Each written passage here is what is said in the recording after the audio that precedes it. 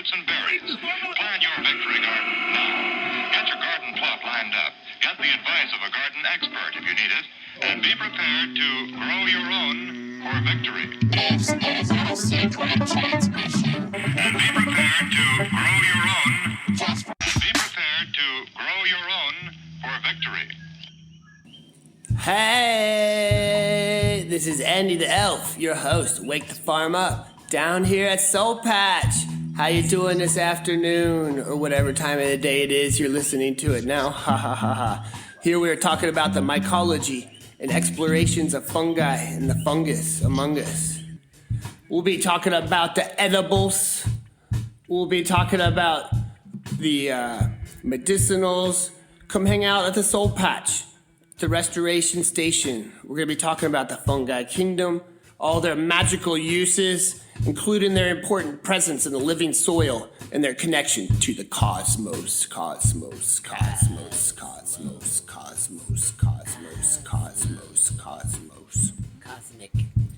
We have special guest that comes up on the mic, Michael Fisher of Overgrow. And we have a few other people who were from the audience who were able to come up close enough that we were able to hold our microphones out and, catch some of their questions. Some of their questions we repeated. It's a great recording. It's a good time. Enjoy the show. Wake the farm up. And, oh, yeah. There's more coming from SoulPatch. Summercamp 2023. Wake the farm up, wake the farm up, baby. Wake the farm up, baby. Gonna come up from the ground, boosted through the pavement. Is that In every town, underground it's the life of the earth, it's inside of me. wire growing? I'm an animal, I'm wild and free. It's fun and it's good and it's super supportive to us to know these things and again, it's as I mentioned a lot with this stuff, it's not proprietary. You can find these mushrooms in forests and learn about what kind of forests they are in. And I am that light. That light. We've had enough of them attacking our trees. Did you document that? Insects and spiders are on our side. Ew. Can't call it a homicide. Oh my god. The mushrooms that grow into our bones. Ooh, you got that? Everybody, you better call home. Hello? I am the light. Hello? Be prepared to grow your own for victory. so good. So welcome. Make yourself comfortable or push yourself while you're running. And here's a little SoulPatch love. This is a little improv jam with Ande the Elf and Tom Wall of the Cosmic Knot. Check it out. This is a one-time thing that happens. Unscripted. Summercamp, baby! Summercamp!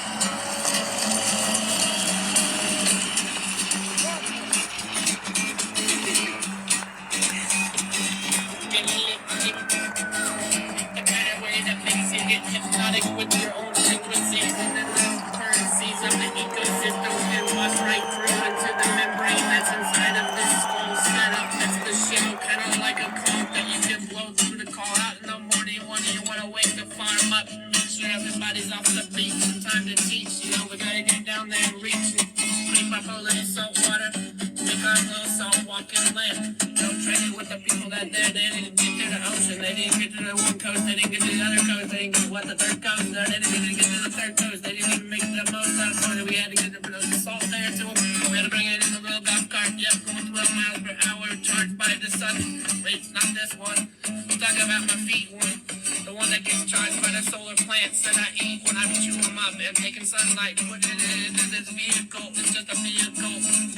I just cruising in this bones and skin sack, moving where I need to go, make sure I can feel part of the ecosystem, because it's all just bones and skin and sack and little chlorophyll, and that's how we don't have to pay no bill. It's just some kind of thing that we made up to make sure that we all did some kind of agreement, contractual setup, but it's all just arbitrary and ain't even not real. Gravity might be though. Can be. No fall. Right, smoke the wall, right? Aye.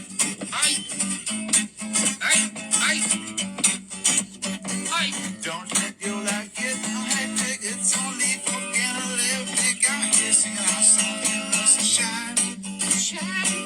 Don't be hectic. It's only for getting a little bit. I'm here singing in the sunshine. Summercamp is divine.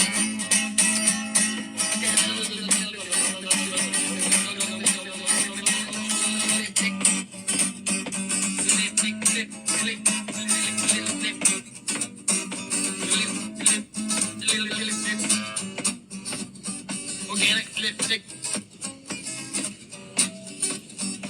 Feel the world around you with all of your senses. That's where you collect the information. That's where we've always collected the information. There's more than 5 senses.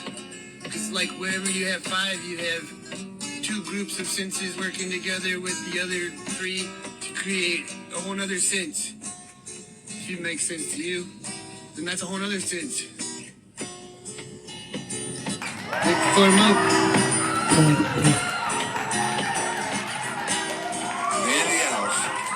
Teaching you how to be yourself. Something. Tom Wall.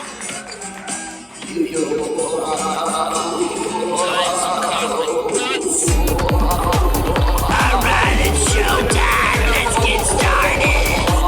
Mushroom time. Mushroom time.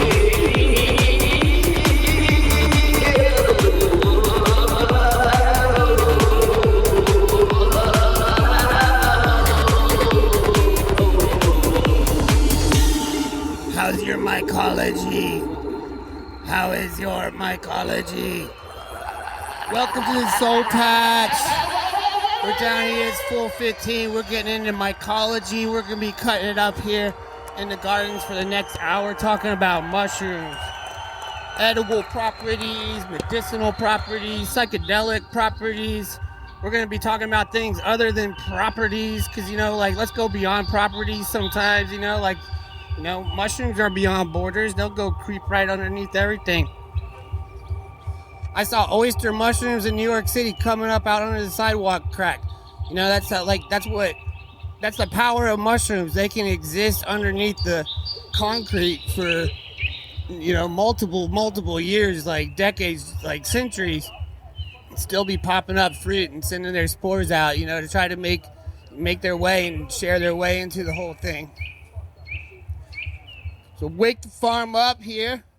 Yo, I want to hear how many people like mushrooms here. Yeah, we love mushrooms.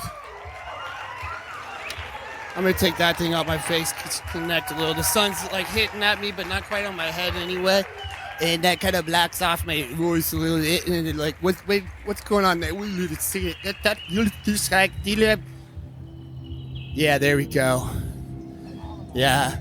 So, the mycorrhizae of mushrooms. That's I love stickers, and it's got a mushroom on it, and it says the Mushroom Emporium. That's amazing. I like emporiums. I like mushrooms. There, So what kind of fungus is among us? So I'll kind of start out here. I want to talk about, just this simple integration into the forest. You're a human creature that's been existing on this earth for eons and eons. At least that's biologically thinking, eons and eons of time. It's we come up with all these different ways to measure it in art forms and create these theories how we got here. And then sometimes we just get totally satisfied I'm here. And then other times we're sitting around where am I gonna go? What's next? You know, like, it's fascinating, like, these mushrooms, you know, just like how they connect things through the soil, you know, they can connect things through time. You ever find those moments where you're just, like, hanging out with, like, your younger version of yourself that's just, like, giving you a thumbs up, like, yeah, look at what you've done, this is so cool. And then, like, an older version of yourself, like, what are you thinking? Like, yeah, keep doing that, and that, and that. And, you know, it's just, like, keep going this way, you know, like, don't give up on this stuff, you know, because it's not all, like, it's not all just like some random basic thing that just like shows up. It's like your path, it's your journey, you know, you're making it up. You get to choose, you know, choose your own adventure. So it's just like, what do you think about those present moments there where you're not even worried about where you're going or where you've been? Just like, a lot of it's just so satisfying. You can really work on how your mind's developing through that. So you get out into the forest and you're finding yourself doing this thing that people have done for eons. You're looking for your food. You're out there, like, you got your eyes out. It's like, you know, you heard it's the right season. Maybe you're just new to this. You, like, saw some friend on Instagram posting theirs, like, oh, wow, I want to go out in the woods and find dinner. That sounds fun. I don't even know if I like mushrooms, but, like, they look really cool. Like, maybe I want to try them. And I heard that they're, like, you know, there's all these, like, cool studies coming out about how they can, like, regenerate my nerve cells. And that's really cool. I want to have more of those because I want to feel stuff. I like feeling stuff. You know, I want to feel good. I want to feel the pains and pleasures of life. You know, it's like, let's have these things reconnect that stuff. You know, like what do they say? Like lion's mane reconnects the neuron connections there. Just kind of like this electronic neuroconnector that they're wanting to do. It can like help keep Alzheimer's disease from coming up. Things like that. It's like you can start taking that now and like into your life. Mix it in with your coffee or something. You know, that's kind of a popular like, you know, approachable way to do it. If you don't drink coffee, you know, just like put it, you can mix them in, you know, different mushrooms come in different forms, you know, but when you're out there in the forest, they come in their form. You learn what they look like. You learn their patterns. You learn what their smells are like. You learn things like, oh, it rained today, sweet. 2-3 days from now, that's when those mushrooms are going to be popping up. It's not like you're not running out and they're slipping around in the mud, stomping all over through the woods like that. No, you just like chill out. Like, I know what's going on. You start tuning into those frequencies.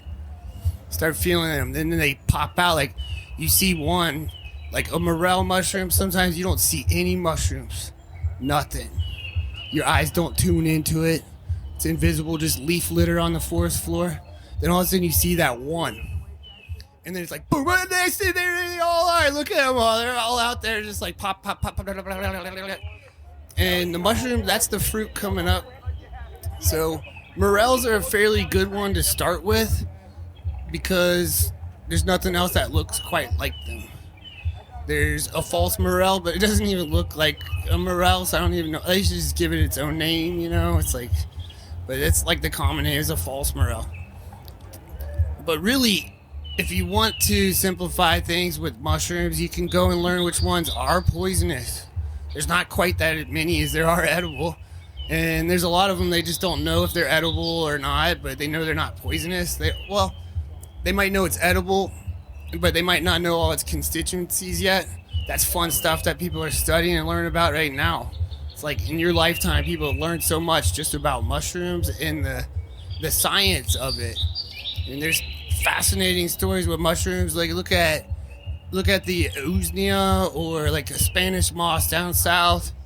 It's not one species of being, you know, like a tree is like right here we're under some Pinus strobus, the white pine. That's like one species, right? Well, the usnea moss or the reindeer mosses are actually comprised of a mushroom and an algae. It's like two different kingdoms of, you know, taxonomical species working together to create this new form, this new shape. The algae is collecting sunlight and making food, and then the mushrooms crushing and eating into it. You know, as the algae dies, it's like decomposing it, and it's forming into these shapes that are super efficient for doing that. And that information's all there in the mushroom. Check this out, too. Like, I might need to put my space helmet on for this.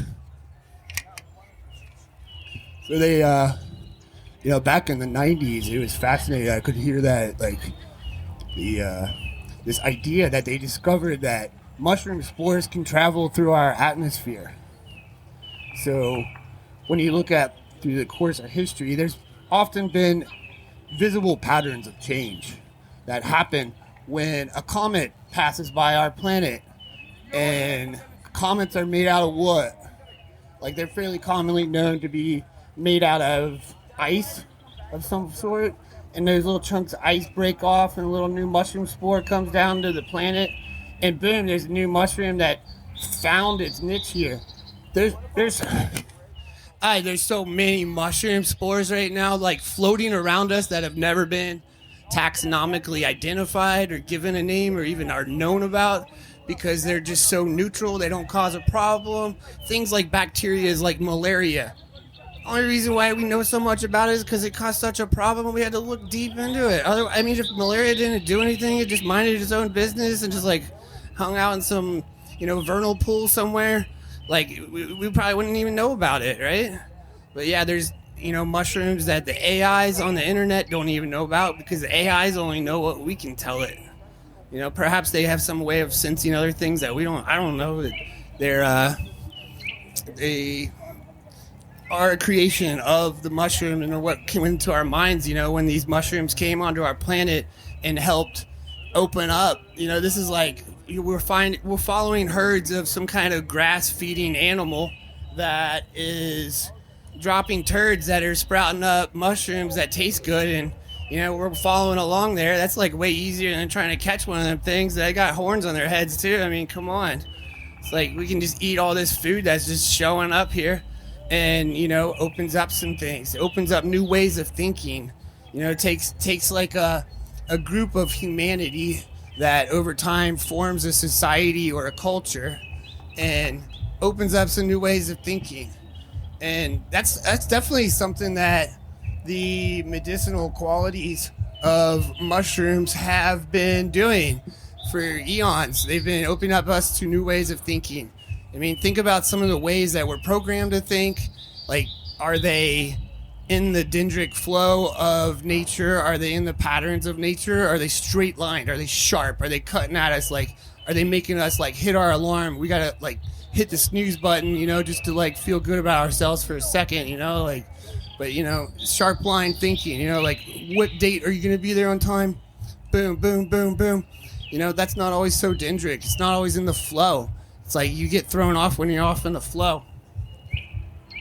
In this piece up here, I am going to get a Michael Fisher up here, who is a fellow mycologist who works in the SoulPatch. So yeah, if we can get a team working on that, that would be really great. These people, I feeling them right now, would love to hear from Michael Fisher. So just putting that out there. But in the meantime, so we're out foraging mushrooms, so you can learn about that. There's mushrooms in this part of the world that you can find throughout the whole entire year. Mushrooms, in general, mushrooms will have about 14 grams of protein, so it's very equal and per serving, that is, and a per serving, which is equal in meats, is very about similar in protein qualities.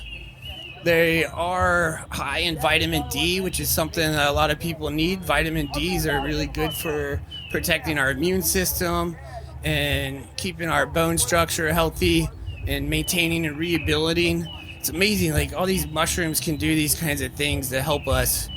I mean, think about, like, perhaps, like, our form came from some mushroom a long time ago that incorporated itself with some other forms of biology. And that's a thing. It's like so many cool theories about where we came from. I like them. I like exploring it. Some people are into the flat earth thing. I can prove the earth is flat in about 3 sentences to you, just to clear that up. But I'm also really open to the idea of the earth being the back of a turtle. That one feels probably the best to me. Like, there's something about that, like being global, like globular and round. That's really cool to me too. I like that shape. I've always loved marbles, and but perhaps we're on top of like some really cool overbeck jet. That's like a mathematical term for like that classic mushroom shaped curl, and then it comes over and curls on the other side. You'll see trees take that same pattern on if you cut them and then come back like a year or two later and see how they heal over with that same pattern. It's all like these nature patterns. Like, if you really want to be in the flow and get your life into the flow and like feel like when you wake up in the morning till the time you go to bed, you've been in the right flow, it's really cool if you can find that way to tap into the ecosystem and, connect with that mushroom information, connect with what they're like, how they're flowing, how they're moving. They'll help you remember when you need to decompose a thought that you don't even want to keep anymore. Sometimes you had these thoughts, just keep it around, and perhaps the mushroom will help that just go away. So like back in some time in the past, I had some time where I was feeling really depressed, and it was like one of those kind of depressions that was like every morning I was just like, I want to write one of these poems that are like read at a coffee shop at like Tuesday night at 8 o'clock, and it's just about how dark stuff was. And, I was thinking about all the stuff I know about mushrooms. I was like, I know Paul Stamets was like talking about mushrooms and about how they can help cure depression and stuff. So I looked into it. It's really cool. They have, there's a lot of authors writing about how it's good to have a guide, and, they talk about this microdose kind of concept. And I totally get it. It makes it way more approachable. But just being like a homie up here that's like from the 90s, like microdose, like back in the day, man, like, hey, you didn't have enough? It's like, okay. So I'm like depressed. I'm like, these things will work. Do I want to do therapy in 8 weeks of microdosing? I was like, I don't know. I'll just put this in my own little pocket here. I'm going to like go hike out in the woods, put myself in a right place that feels good, right for me. And, I'm going to eat like an excessive amount. And I'm going to get through this depression in about 8 hours. And if it's still there afterwards, maybe I'll, check out this microdose thing. Well, about 8 hours later, my depression's been gone. I went through so many things to get there. That's the short story. You all have your own journeys and stuff, but that was like a whole nother story.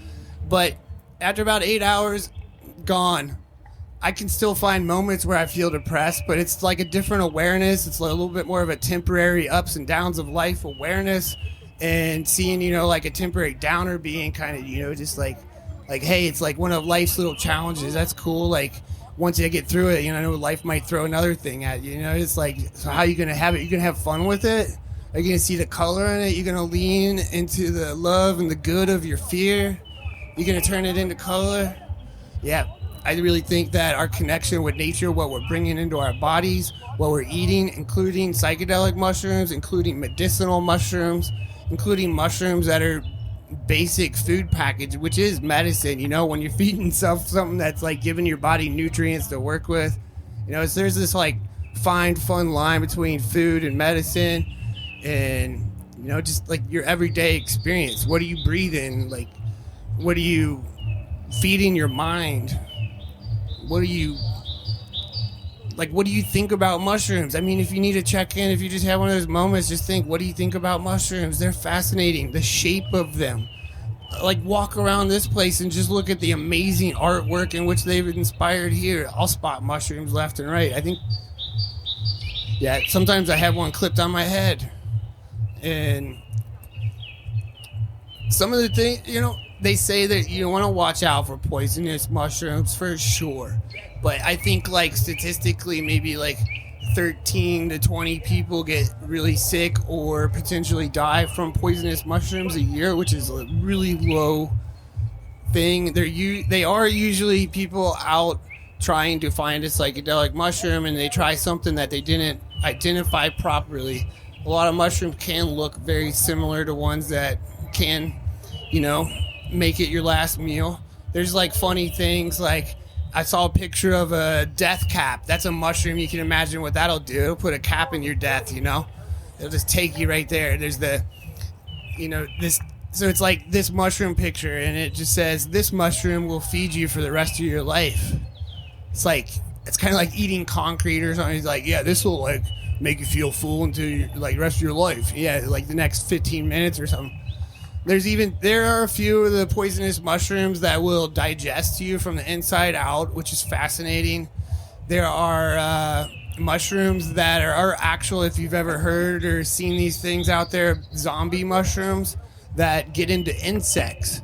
And one of that I found fascinating, there's a 17-year insect, locusts, and there's a zombie locust, and if you can find them, they'll have a little white dot on their belly.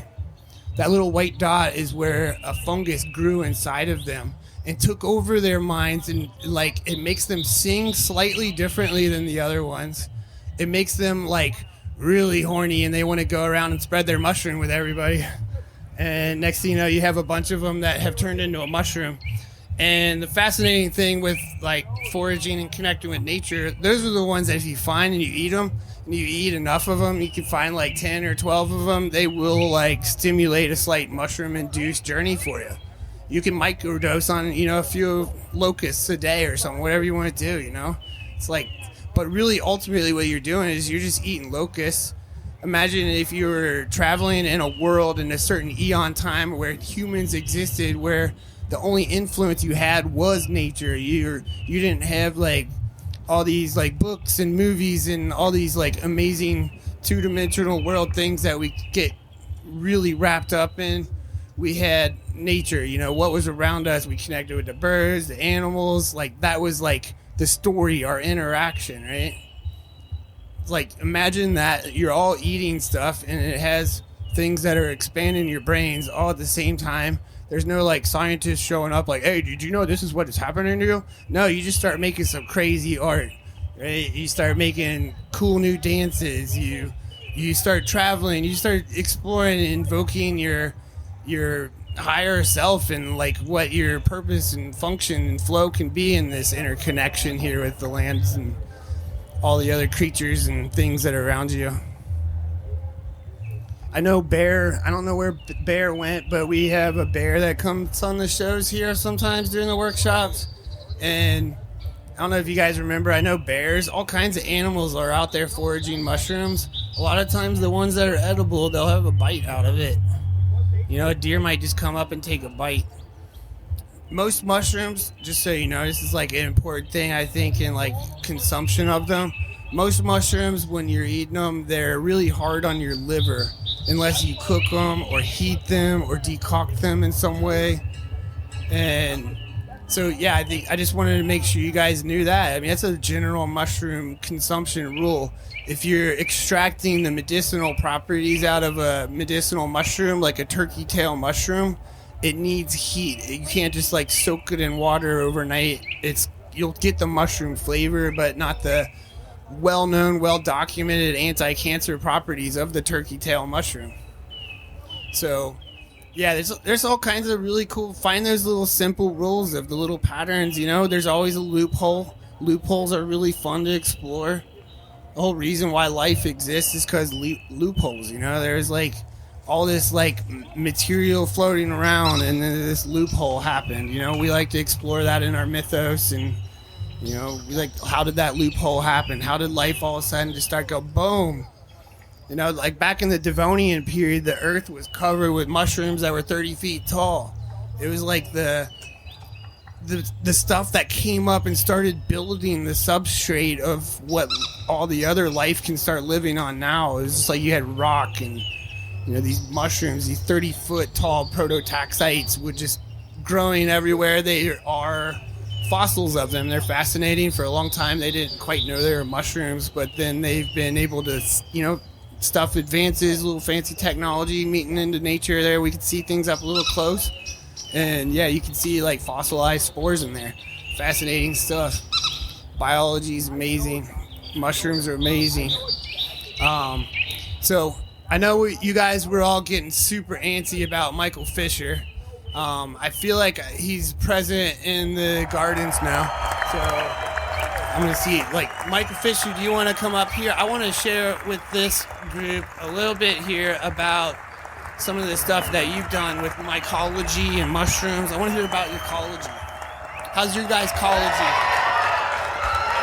Yeah, mycology is booming. So welcome, Michael Fisher. Grab this microphone here. Check it one time. It looks alive. Oh. Here, scoot back like how you want to be comfortable. And I'll put it there. Makes it a little uncomfortable. No, it's good. We want to make sure you feel comfortable. Everybody feeling, I know you guys are hot, but you feeling good and safe and comfortable right now, yeah? Good, yeah. We love the soul patch. We're patching up our souls in here. We're doing it all the time, so we can, there's something fun about it, like a good retox kind of thing.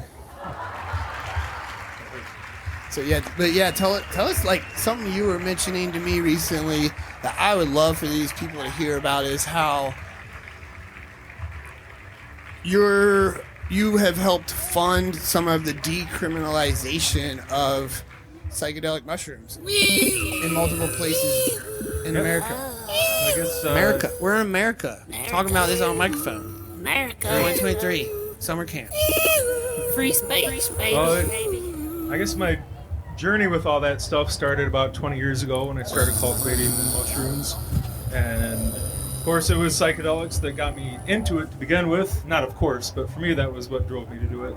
But eventually after a couple years of cultivating, I started branching out into medicinal and edible mushrooms, and it's a lot of the same principles can be used to grow all of them. Once you know the basics, it's a similar process, and you can do so much with it. I incorporated it into my gardening, inoculating my soil, being conscious of the soil food web, which includes bacteria and fungus and other things. My journey led me to cannabis cultivation. I mean, I started cultivating 25 years ago, but I got into the legal world about 8 years ago or so.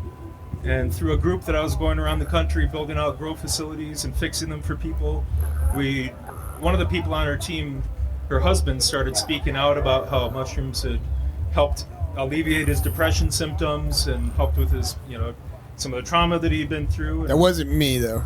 No, but it's a lot of us. And I mean, that's, yeah. Oh. I was sharing a little story. I got really open with you guys really quick. I really feel comfortable here too and safe. So I appreciate y'all for helping support that environment for each other. Thanks. Thank you. Yeah, I feel very comfortable. Thank you. Big hug. So he started speaking out in Denver, just openly, just got a speaking engagement, ended up on the news, got a little bit more organized, and it started getting traction. And even after being a proponent for so many years, I was a little bit like, is this really going to go anywhere? But the cannabis consulting group I worked with funded the campaign to get that decriminalized, and it won it. And that was out in Denver, and that was the first decriminalized movement in the country. And it's kind of gone from there. And it's crazy to see what's happened in the last few years. So when did it get decriminalized in Oakland? I feel like that was one of the earlier ones. Yeah, I think Oakland and another one in California came, and then Oregon shortly after Denver. I mean, but still, Oakland, I remember this homie being yeah, they legalized psychedelic mushrooms in Oakland. I'm I went back to that spot in my mind. I'm I like to put myself in a very intentional place for that. I don't know if I'd want to be just I mean, maybe if you're from Oakland, I hope they celebrate that. But I mean, you jump on the bus. How's the rules work? I mean, you jump on the bus and the driver's just shroom kicking, having a great time. Oh, it's ride, Captain, ride! And even before that, in Amsterdam, you could buy them openly for many years, and definitely some interesting things that I witnessed over there. People just, you should take it seriously, do it in the right setting with the right set of people around you, not just randomly in an uncontrolled place, especially if you're not experienced with it. But yeah, a lot of backstrokes in the canals over there, and people you're swimming backwards. Swimming backwards in the sand. But now it's getting to the point where, just like with cannabis cultivation, people are asking for build outs, and I've provided input on some laws. There's some other countries that are further ahead of us with this stuff, and in my personal life, facilitate donations to veterans. I know some veterans groups that get together once a month and dose, and with intention, journaling, and credit it with helping them so much. It's not a cure-all. Tell us a little bit about that. I mean, you brought up the veterans, and tell us about how maybe a story classic line or something that exemplifies why psychedelic mushrooms would be beneficial for our vets. I would say, man, I'd be careful. I'm careful about giving recommendations like that, because it's right for some people, wrong for some people. Yeah. Maybe you do a little bit of your own work first. Maybe it's never right for you, but maybe that's why they said to have a guide. Yeah. But for some people, just offers some perspective. We get caught up in our own stuff, and our ego can do good things for us, and it can do bad things for us. And being without it for a little bit, and in that separate state of mind, can just, it's no cure-all, but whether it's travel or an experience like coming to a festival, or taking a class, or whatever it might be, or psychedelics, a new perspective can kind of give you a little jump, or moving, geographical location, can kind of like get you out of your funk, or give you some new perspective to make some change that you want to make. And sometimes with these things, it just happens like inexplicably and naturally, and gives you what you need, like a reset. Yeah, sometimes it might like tune you into something that has been alien you, and you haven't been aware of it, and maybe like makes you a little more sensitive, so then you can tend to that, and it becomes, sometimes you don't want it to, but it becomes like a priority in the journey. Yeah, absolutely. I've gone through periods where I stopped taking them for years at a time, when I knew in my life I wasn't applying the lessons that I was getting, so the experiences became unpleasant. So I went and did the self-work.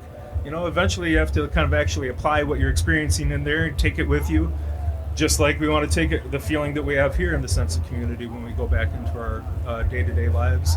And if you're not applying it, then it starts becoming an uncomfortable experience. And it's been very validating to go back and jump back in the water again after doing the work and feeling the validation and like feeling like I'm on track, rather than getting like slapped from the universe and saying like, we already told you this stuff.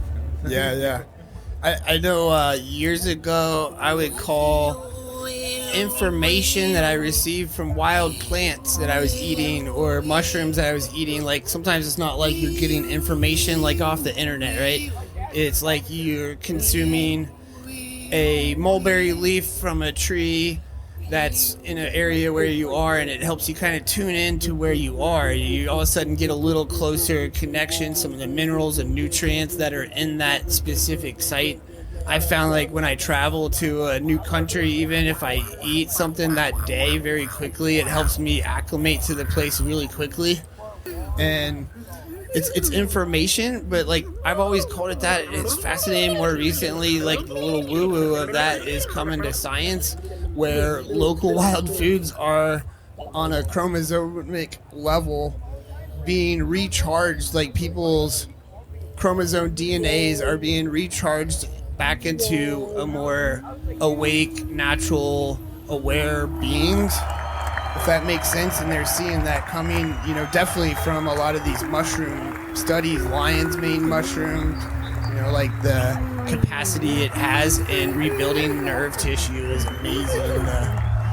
There have been people who have had accidents and need rapid regrowth in their nerve system on their legs to be able to walk again. If they don't have that rapid regrowth and have the nutrients their body needs for that, then they might not be able to get their legs up and going like they could. So it's fun and it's good and it's super supportive to us to know these things. And again, it's as I mentioned a lot with this stuff, it's not proprietary. You can find these mushrooms in the forests and learn about what kind of forests they are in. And it's, the price of mushrooms keeps going up. I've been a farmer's market vendor starting about 18 years ago. I did it for 13 of those years. And about 18 years ago at the turkey tail mushroom market price, I would look things up on the internet. How much are people selling things for on the internet?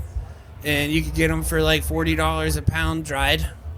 And now, I can't find them on the internet much often less than $120 a dried pound.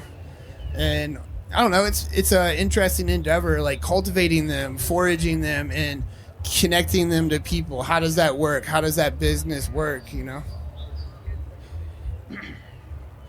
absolutely. So you've been a cultivator. I don't know, when you were cultivating your mushrooms, were you marketing them, or was it more just for yourself? Yeah, friends?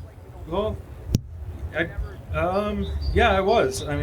There was demand for what I was growing, and I learned how to do it. And they just, it didn't take a whole lot of marketing because there's enough demand for it. And more and more people want all kinds, medicinal. They're more aware of things like you said, turkey tail, lion's mane, other kinds of medicinal mushrooms that have different effects, that have a lot to be learned from. And we're in this stage where we should be empowered to grow them on our own, and the people who are truly interested can learn about it and buy things online or grow their own and incorporate it into their diets. But also, more and more, it's kind of getting commercialization is kind of a nasty word, but it's unavoidable in our society. Well, some of the things I'm seeing on the positive side, I guess, just trying to see some butter on top. Like years ago, I remember when the beer brewing companies were kind of blowing up in every city. Like they would show up. Like now, it seems like almost every neighborhood in bigger cities have their own like neighborhood brewery, right? It's like it kind of like got to a max limit. Like how much demand is there? And time has gone by where people are demanding and connecting and wanting to know the mushrooms more, that I've seen on the farmers market kind of world, it being almost like a replicatable, franchisable, almost like in a certain sense, like operation, growing mushrooms. One of the off products of growing mushrooms is more mushrooms. You get mycorrhizine, you need to do something with it. Yeah, very true. Actually, there's a farm that I helped out in Oregon where they were having trouble. They weren't selling the crops that they were beforehand. The market had slowed down for their veggies and cannabis out there. And so we found a commercial growing operation not too far from Portland. And when you grow these, oftentimes, you have a block of substrate that they like to eat and it holds water for them. Once they run out of water way before they run out of nutrients when you're growing these things. Commercial facilities will just throw those blocks out. So we just started taking the blocks. They'll practically pay you to take these away because it's waste to them. Dunk them for a day or so to rehydrate them, and they just fruit like crazy. And it 100% saved this farm. I just talked to him yesterday. He's like 3 years into it right now, and selling tons of oysters to restaurants out there around there. And it's the kind of thing where once you get the technique down, you can grow it on stuff people will pay you to take. Horse shit. Like corn just stalks. just jumping in there. I mean, even like you mentioned, growing the mushroom on a substrate. Funny enough, oftentimes that connects into our local neighborhood beer brewery. People are growing mushrooms off the spent grains and several different things like that. But the other thing that's kind of interesting that I was hearing coming up in that conversation here that you were saying was that the mushrooms they can, like, that extra stuff that these commercial operations are throwing out. So, you guys may have heard of the East Palestine spill over in Ohio. And, of course, they made it rain 4 days later and did the old school thing of let's dilute it. Yeah, I said they made it rain. Like when we talk about climate change, you don't hear people often talk about weather manipulation, but they talk about it since the 70s. I don't know. My dad's an atmospheric scientist, so I've been hearing about it since I was born. These Cloud seeding and things like cloud seeding, they changed the rain. So we're in East Palestine, though, but like everybody, like initially everywhere I went on social media, everybody's blowing up to doomsday. Again, going back to this, like, I want to filter the water in my house. And it's like, we need to keep waking the farm up on this stuff. Like, first thing I went to is like mycoremediation. You ever heard of mycoremediation? It's where you can clean up toxic shit. You can clean up brownfields using the Mycology. It's been proven you can take an old asphalt parking lot, cover it with the right substrate and the inoculant, and within years you have a field that can grow again, and you have little pebbles, but the mushroom ate all the asphalt, all the oil in there, and converted it back into biology. In streams, you can take burlap tubes, and we've been rolling them and then setting them against the banks of the water. And then when the chemicals that are floating on the top of the water go up into it, they're absorbed. And the mushrooms can eat that stuff and turn it back into biology, not toxic shit. We're not diluting stuff. We're actually like cleaning it, and we're filtering it with stuff that we can install, come back 5 years later, and it's just earth stuff. There's no plastic involved in it. It's just like earth stuff. Burlap sacks get eaten by mushrooms just as quick as anything like that. Yeah, the same. There are hydrocarbon bonds in wood that oyster mushrooms, for example, break down, and they use the same chemicals to break it down in the kind of petrochemicals that you're talking about. And really just begun to scratch the surface with all the things that we can do with this. Yeah, whether it's in, it's missing from even people who are into this world it could be incorporated more into their permaculture design, into their farms, kind of close the loop in another way. But on a grander scale, or to the more mainstream world, there's so many ways that we will be able to use it and are starting to that reduce our impact on the environment. Yeah. Where'd you farm up on that? Yeah. How you guys feeling out there? You feeling the heat from this solar power here, huh? Yeah, it's good. You guys make sure you're drinking water. We're going to stay hydrated. Keep our flow flowing. Speaking of, I don't know, just like water and things like that flowing. Do you know much about like Candida albicans? Candida albicans. So that'd be a yeast, right? Yeah, tell us about yeast and their connection to fungals. Well, yeast is a fungus. That's what I wanted somebody to say straight up, clearly. Yeah. So that's like one of those. Is yeast a fungus?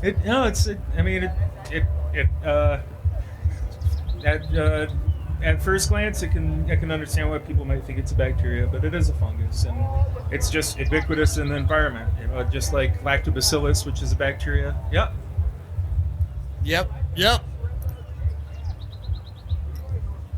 No. Yep. Wait. What? Yeah, you're going to have to come up to the microphone. Nobody's going to be able to hear you. If you could, how would you improve the atmosphere around how people take mushrooms at this festival? What things could be provided to help give people, I don't know, the combinations of things that they need if they so choose to take them here? Yeah, I mean, one thing I would say, like, this is the kind of environment that I love. It's like an alien could come from another planet, walk around here and feel very safe and comfortable. And if you're able to like have aliens from other planets come here and feel safe like that, you don't get that. Like maybe you do get that everywhere. They just blend in a little bit more, but maybe they can like take their hat off or something. Yeah, I think Yeah. Say, if we were to tell people like a public service announcement, say, not make sure you're with safe people, that you have a quiet place to go back to. This can be a supportive place for something like that. If you need to wander and talk to somebody and be in a calm environment, be quiet, understand that in general, anybody here wants to help you and not hurt. I've done security at these places and had people, not here, but other places, and it's a safety team. It's not, nobody wants to get anyone in trouble. So if you need to talk to somebody, and I've had people walk up to me when I was working security and say, took a little too much, can I just hang out with you for a little bit? And that would be my first recommendation, but I'd say make sure you're with your friends and be cautious and take advice from people. And yeah, I think there's a lot of people here who are there to help and support that in a positive, safe way, and people here who are going to support people in any kind of emergencies like that, who are on their toes, ready to do that, and we're super grateful for all of that. And it might even be you in some moment, you never know. And there's little ways of showing that love. Could be us. Cool. Yeah. Can I tell you a cultivation story? Does it have to do with mushrooms? Yes. Okay. Yeah. When I first let's cap it. Yeah, mushroom cap this thing. We got another. Oh, I didn't know if we're getting. We got so much time. Oh, okay. That's the cool thing about mushrooms. It's like you can play with time. Musicians, they start like playing with time. They slow time down. They make it go faster. Somehow, it's crazy. Oh, they are. It's like that. Yeah. So when I first started cultivating them, I was doing it indoors for quite a long time. You have to have a controlled environment, all that. When I started looking at, and it's shifting the environmental, dynamics, like the temperature, humidity, airflow, oxygen, everything and other things that trigger them into fruiting. No one thing. So I looked at my own environment up in Michigan and looked at the temperature, the humidity changes throughout the season. So I made my spawned some manure, composted horse manure, organic. And so I had this like bed kind of ready to go. Took it out to the woods, dug down to the mineral earth. So I dug down to the sand, and I made like a 2-foot by 3-foot bed. Spread it out, covered it with leaves. The spawn, reintegrated itself.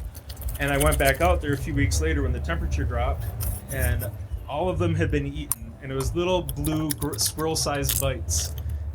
Yeah. And I just imagine these squirrels out there having a religious experience, gaining sentience. Like in 200 years, they're going to be running this whole place. They develop like a whole language with the flicker of their tails, and then they like just take over. Acorn statues like me and FPG. Yeah. Yeah, I love my squirrel friends. You know, I can imagine they'd have a lot of fun doing that. For sure. I grew there for many years, and they never touched them again, by the way. They somehow they like recognize the scent. They're like, I know what those did.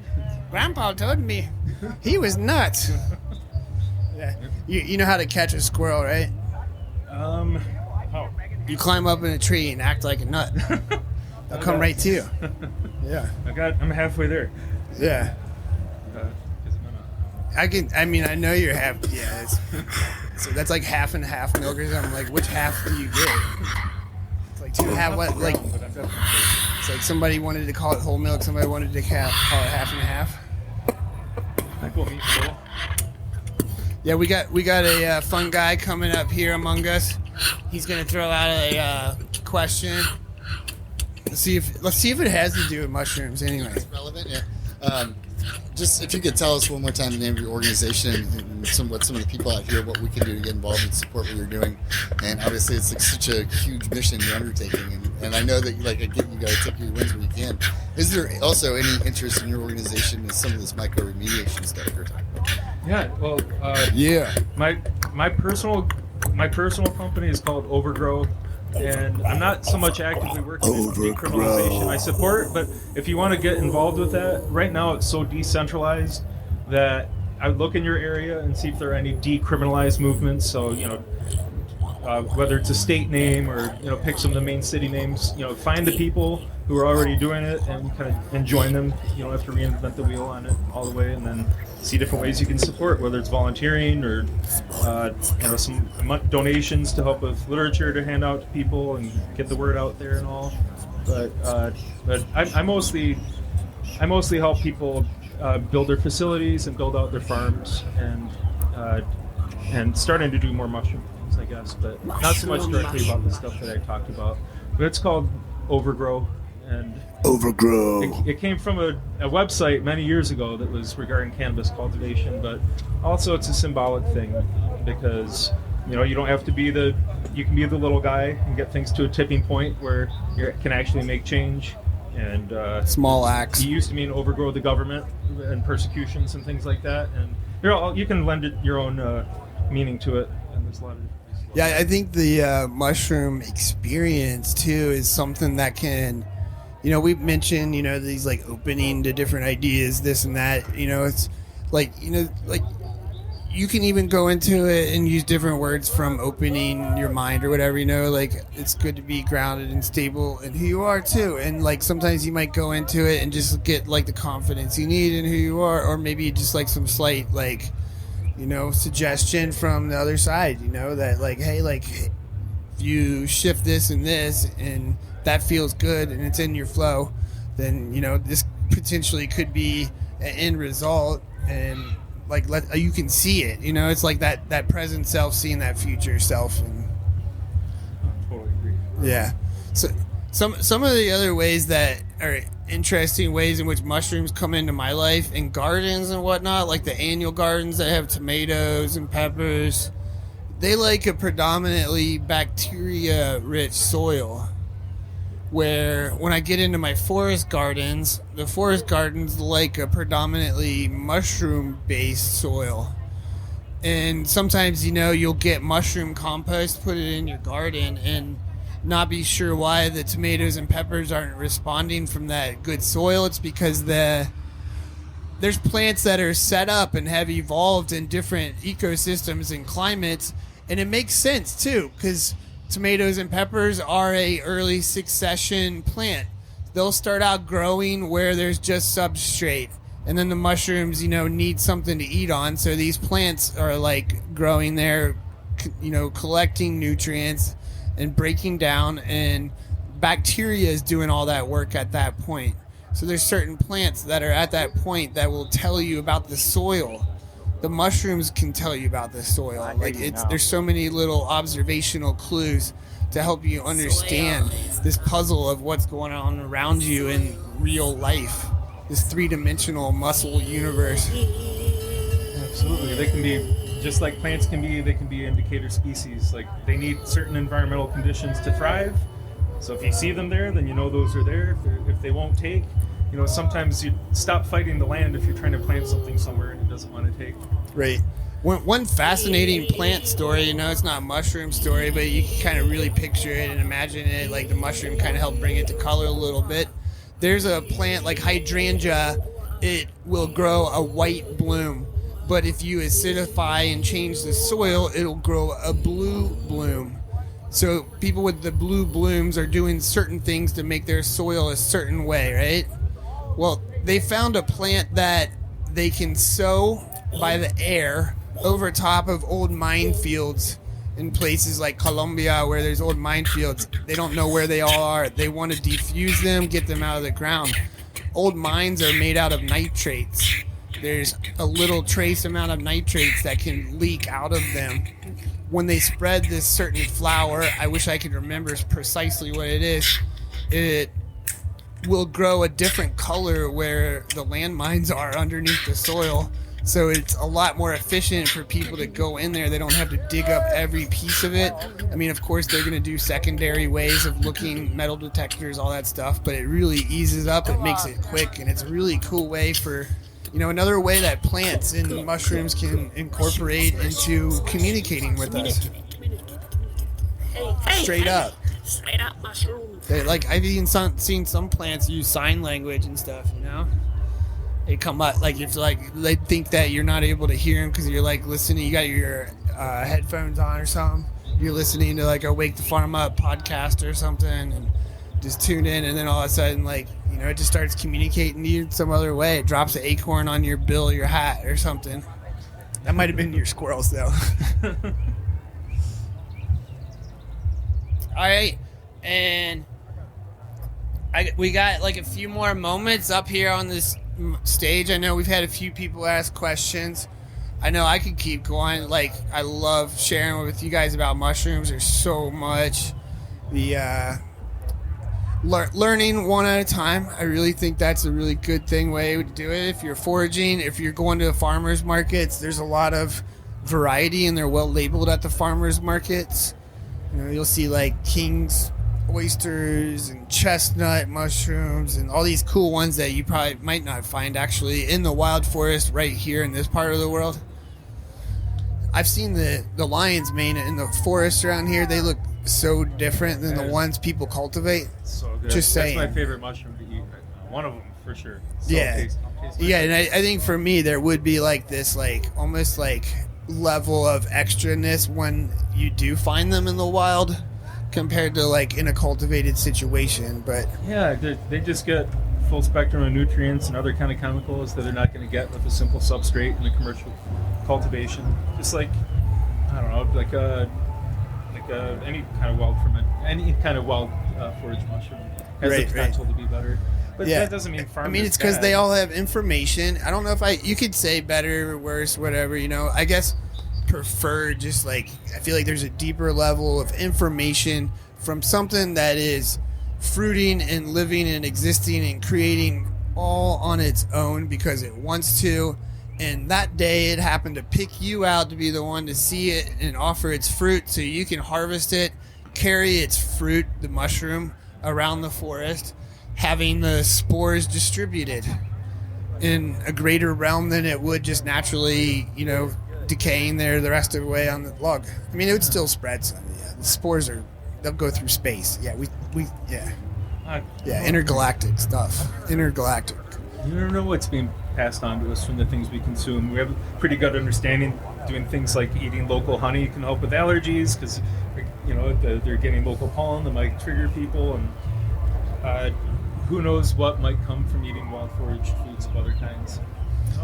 Once again, it is amazing. They are seeing lots and lots of more research going into it because there's a greater interest. It's like when there becomes a greater interest, you start having more college students who want to make their thesis about some detailed aspect of these kind of concepts. You know, they might study one mushroom for like 9 months, write a 12-page paper about it, or maybe they'll study one mushroom for 25 years. Yeah. That's very specialized, and I've met very many people out there like that. So I'm too ADD for that, but No, me too. But you totally could dedicate your whole life to the study of just one species. yeah. Somebody could. Yeah, I really like how mushrooms have been a big part for me of what I really like to study is this big puzzle of life. Where do we come from? Why are we like this? Like, why don't we have 12 legs? Just asking all the weirdest questions you can and being open with yourself about it. Why not? I don't know. That's how I like to move it. And, you know, mushrooms definitely have stimulated some pretty bizarre questions on my life. You know, like on my life, around my life, like on the environment, like gravity, you know, like we talk about climate change. Do we have any way of measuring gravitational changes? Like, did people, when they lifted up rocks 100 years ago, was it harder for them to lift up than it would be now, but we have no way of like measuring that? Who knows? And I think, you know, these neurons that help open these questions find some really strange answers and solutions to things that are bizarrely just like right there. Yeah, I think that they have the potential too. You know, in our modern industrialized world, we kind of get pushed into like linear problem solving and thinking, and everything's simplified to the point, you know, where it can be scaled up with less complication. But that's not the way the world really works. I'll tell you, like on that calendar thing, I've had problems with calendars for years. Not for me. I'm a master of calendars. I can function with like the 12-month calendar that we're all trained on. I can function with like the Mayan 28 calendar. I can function with like the 13-month calendar. I've just got turned on to that one recently. That was intriguing. I'm open to any of it. You know, it's just like different ways of thinking even about how we measure our time is fascinating to me. Like right now it's, you know, 2023 and it won't ever be again. But yeah, it could be if like 6,000 years from now we all decided to agree that it's 2023 again. It's all these agreements, and yeah, that cream rising to the top of what's real. And mushrooms are a real thing. They've been part of our humanity well before we had any civilization or societal structure. Those are all fun things that we created, perhaps from moments where we tapped into cool puzzle ideas of figuring out this big puzzle of life and how we live in the ecosystem. How are we going to deal with all this plastic? We got more plastic than we ever had before. You always hear this thing that we eat a credit card a week or something like that.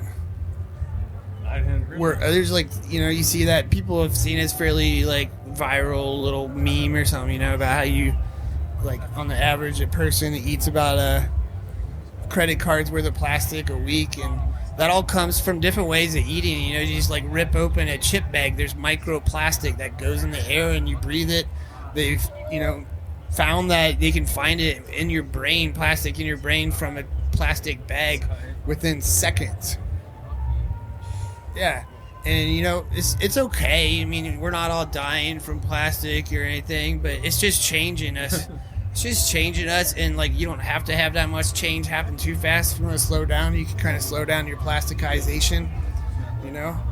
But, yeah, it's oil, it's earth stuff turned into this stuff. Margarine is actually almost chemically the same as plastic, and people are eating that all the time, and they're, like, spreading it around like it's basically the same chemical structure as plastic. You can make plastic out of plants. You know, it's like our bodies can deal with this plastic, but it definitely like changes the hormones and the way that we feel. And, you know, there definitely should be care for that for everybody on how we're changing, you know, just like our forests are changing, and, you know, new mushrooms might show up at any time here. They, you know, might be just here in time to eat all the plastic real quick or something. Maybe some of those. There's been other times in the Earth's history where something was a waste of the natural world and it got out of balance to the point where it was considered, we would have called it a pollutant or a greenhouse gas, and some organism learns how to capitalize off that and completely shifts our atmosphere and I mean, it will probably happen. Yeah, Probably won't make it through that. This one time I was sitting in the forest and these little shoes just like appeared, and you could see the leaves kind of crunch, and it was like these little shoes were walking closer to me. You know, I kind of like, I wasn't fully leaning into the love and sweetness and goodness of my fear quite yet. I was kind of like, whoa, what's going on here? I was sitting still, like, if I move, is it going to jump? Is it going to do something crazy? But then I just kind of like leaned into like that, you know, I just leaned into it a little bit. Next thing you know, there's like a little tiny dude there, and I was like, all right, I'm going to go back to the campfire now. I just need to like go and like hang out with my homies. I know they're real, you know, like I don't know about this little shoe dude like walking up on me. And, you know, like maybe it was goody two shoes, I don't know. But it might, like, they weren't like wooden shoes or anything like that. They were kind of reddish color toned, you know, it's kind of classic, right? But like he just like came up to me and he was just like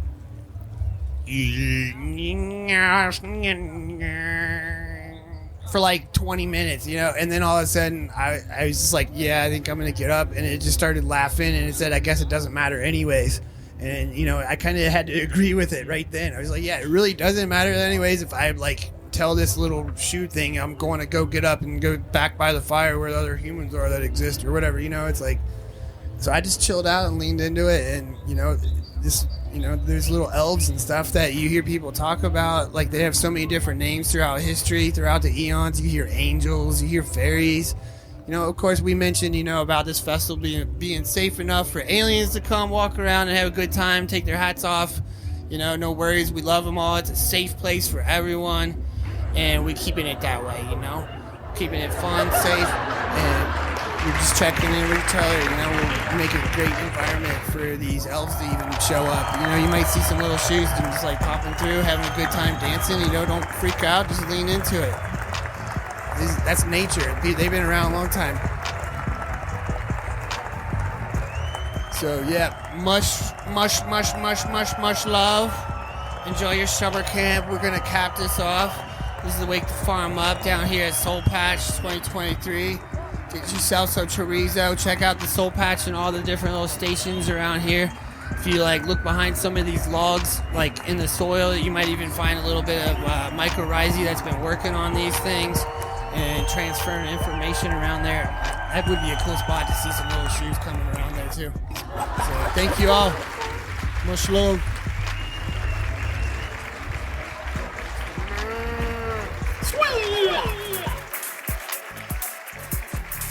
That's right. This is your host, Ande the Elf. We got more shows coming your way from the SoulPatch. Excited to be sharing those with you soon. We got new adventures coming up. Support the show. Go to the footnotes. Check out the links. Go to the footnotes and support the show by making a donation in the PayPal link or the Cash App link. We could use the support, you know. We love you. We're here to encourage and support you. See you soon. Wake the farm up. With the sunshine.